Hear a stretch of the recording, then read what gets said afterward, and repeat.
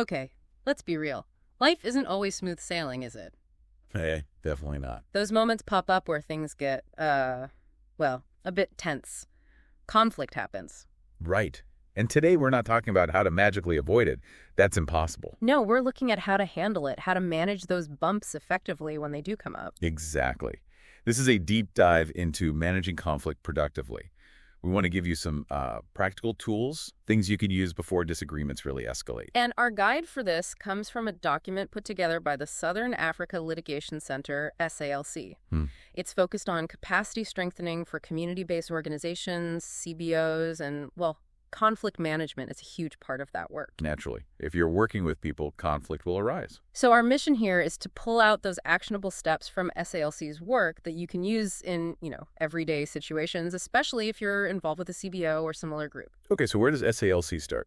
Well, first up is really getting a handle on the source. What's actually causing the conflict? It's often deeper than it first looks, right? Absolutely. You need to define that root cause. Think about maybe volunteers in a CBO arguing over, say, project funds. Okay. The surface argument is the budget.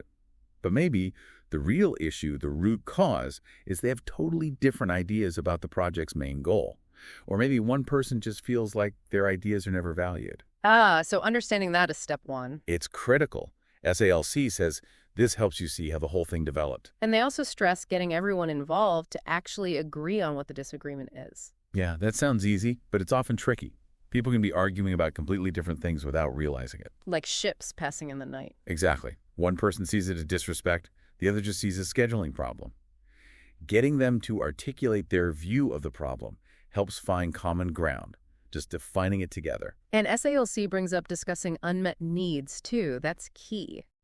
What needs aren't being met that are fueling this?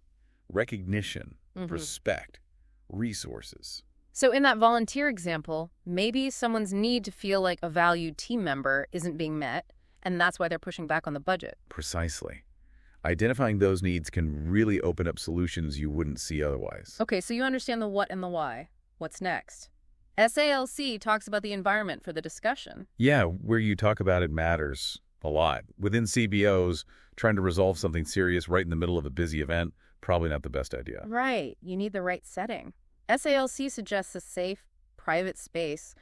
Why is that so vital? Well, privacy encourages honesty, doesn't it? A neutral place can help people relax, feel less defensive, less like they're being watched or judged. Makes sense. Reduces distractions, too. And SALC points out ensuring there's enough time. Everyone needs adequate time to really explain their perspective.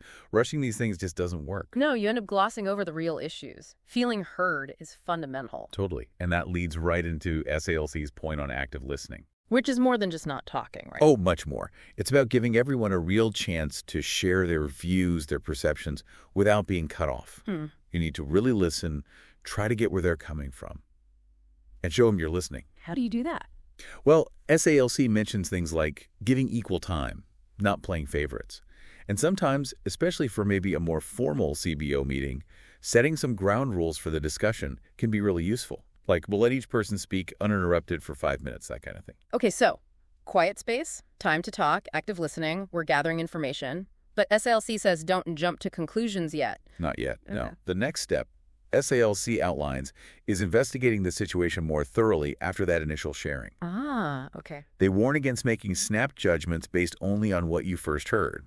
Got to dig a bit deeper. Like detective work. Kind of. Understand the sequence of events, who was involved, what were the underlying feelings. SALC even suggests maybe having private chats with each person involved in the CBO conflict.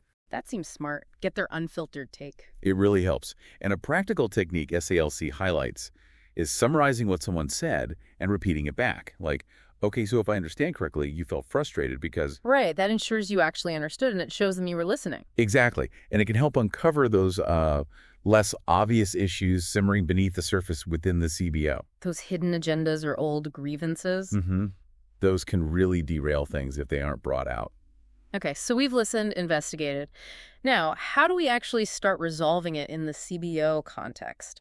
SALC talks about finding common ground. Yes. The goal now is to shift towards solutions. And the first step is finding what everyone can agree on. What's the shared objective here? Which should be? Well, hopefully resolving the issue and making sure it doesn't happen again, right? Right. That's the common goal for the CBO. Okay, a shared aim. And SALC notes that knowing about the different stages conflict goes through can help here too. Are we just clearing up a misunderstanding, or do we need a bigger compromise? Knowing the stage helps find the right kind of solution. That makes sense. Aligning everyone towards that shared goal, then what? Then, according to SALC, you move to agreement and responsibilities. Okay. Identify specific solutions that everyone involved can genuinely accept. That common ground is key again. Find the win-win, or at least the solution everyone can live with. Pretty much.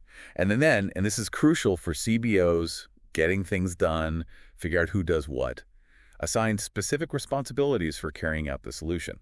So, clear action items. Person A will do X by Tuesday. Person B will follow up on Y. Exactly. Accountability. But SALC says even then it's not over. There's a final step. Right. It's not fix it and forget it.